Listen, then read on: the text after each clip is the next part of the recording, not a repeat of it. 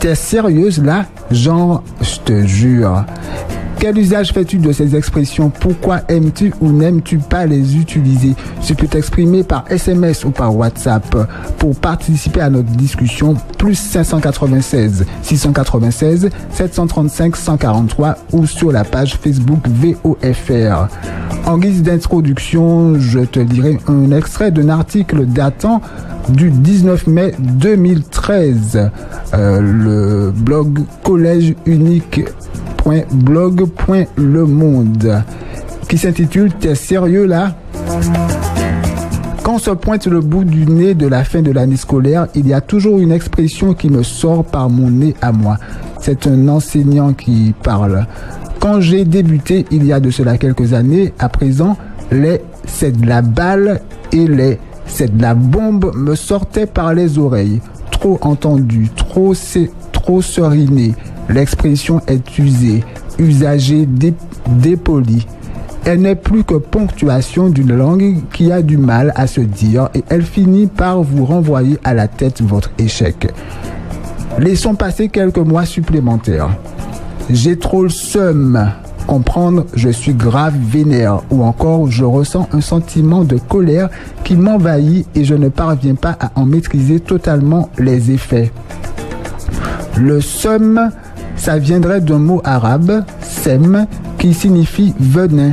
Ils peuvent avoir le seum parce qu'un troisième les a doublés à la cantine, parce qu'ils ont raté leur interro de SVT, parce que leurs parents refusent une soirée, un portable, une paire de chaussures à 269 €, une console de jeu.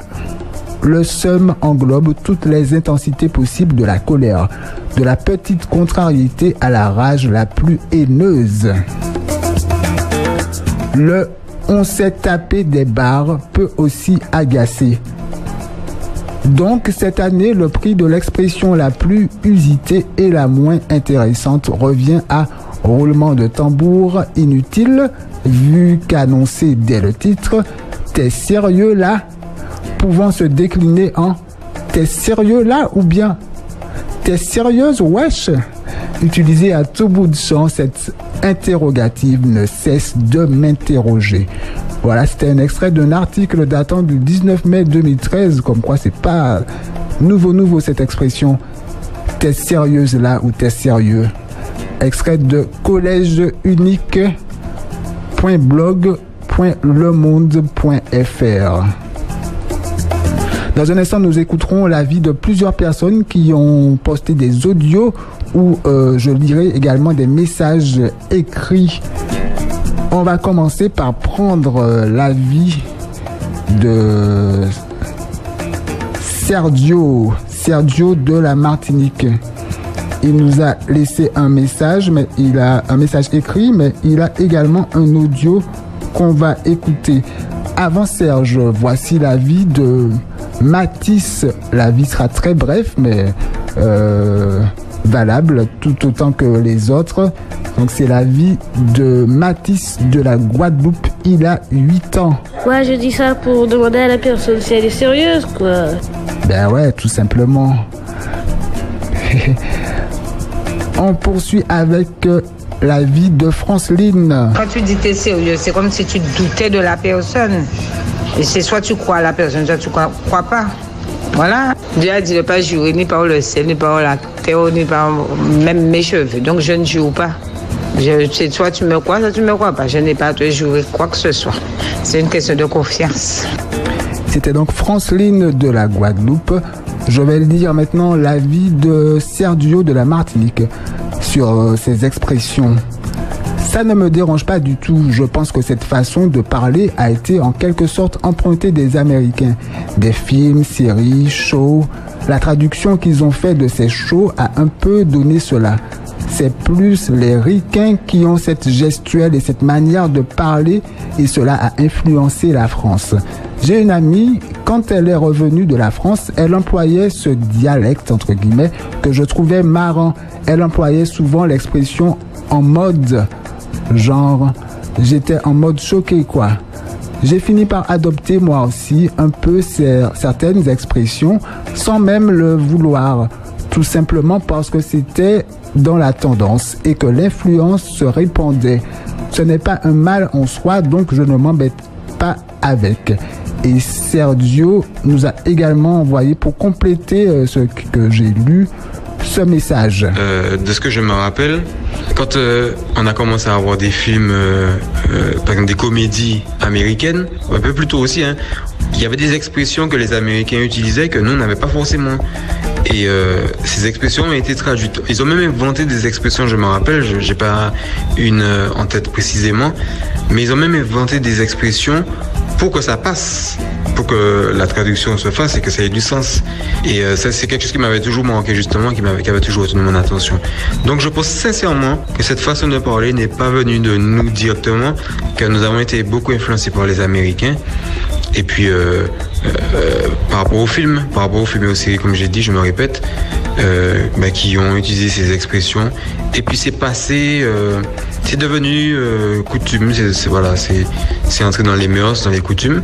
Et puis maintenant, aujourd'hui, on parle comme ça, comme si c'était normal. Mais si on fait l'analyse, je pense que c'est un petit peu de là que ça sort. Et au final, comme je te dis, ça me dérange pas du tout, au contraire, je trouve ça même un peu drôle et tout ça. Et puis il y a une expression aussi qui est la plus récente, c'est allô quoi, et tout comme ça.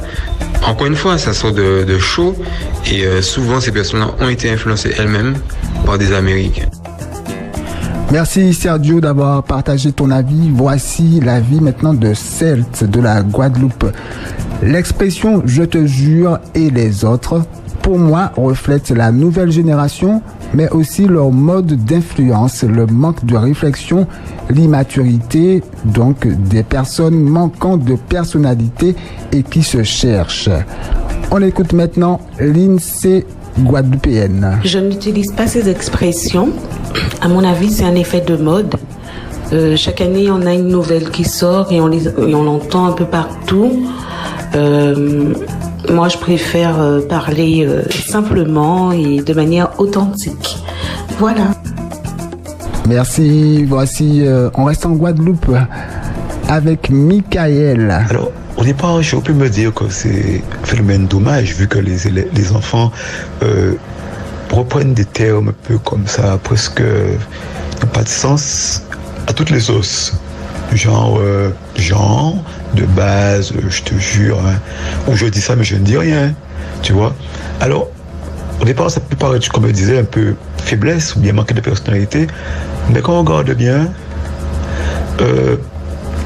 ces mots-là, ils sont des fois réutilisés dans des contextes différents contextes, ce qui nous incite, nous qui écoutons, sommes en face,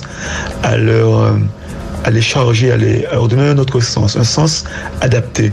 Donc le mot, il a l'air un peu général, mais c'est à nous maintenant de bien le placer. Ce qui fait que le mot n'a pas de précision. Tu vois, donc c'est des fois une performance, on va dire des deux côtés, hein. Celui qui écoute, celui qui parle, quand tel mot sont utilisés, exploités, quoi. Et je vais dire que c'est un truc de génération, parce que nous, quand on était plus jeunes aussi, on avait des mots comme ça qu'on utilisait à toutes sauces, genre coulotte, un truc comme ça. J'ai pas vraiment la liste dans la tête, en tête maintenant, mais on avait souvent des termes comme ça à la mode, hein, qu'on reprenait, on se comprenait quand on parlait. Alors peut-être que nos parents pensaient qu'on n'avait pas de vocabulaire, et nous, qui sommes adultes, mais un peu plus grands, on pense que les autres n'ont pas de vocabulaire.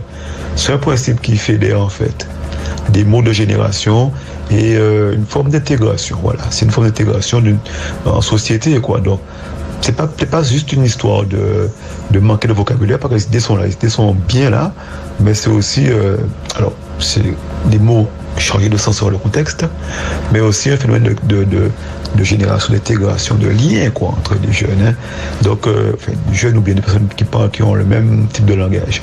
Donc, je pense qu'il y a toujours eu ce genre de comportement, hein, des groupes de mots sur les générations, et ça, pour moi, c'est pas tellement une menace, ni forcément quelque chose qui me fait peur. Et je vais même dire que j'aime bien, ça me rassure de voir que la langue évolue, la génération évolue aussi, parce que ça peut être, la langue n'a pas été créée avec ma génération, et celle que je parlais, la langue que je parlais, était déjà décalée par rapport à ce que mes parents parlaient. Donc je l'ai vécu, ouvert pleinement, et le vivre pleinement, pour moi, c'est une forme d'évolution, quoi. pas la figer. Donc c'est plutôt rassurant des fois, et pourvu que quand un mot générique comme ça est employé, il soit bien mis en contexte, chargé de sens selon le contexte. Voilà ma réaction à chaud. Merci Michael de l'avoir partagé avec nous.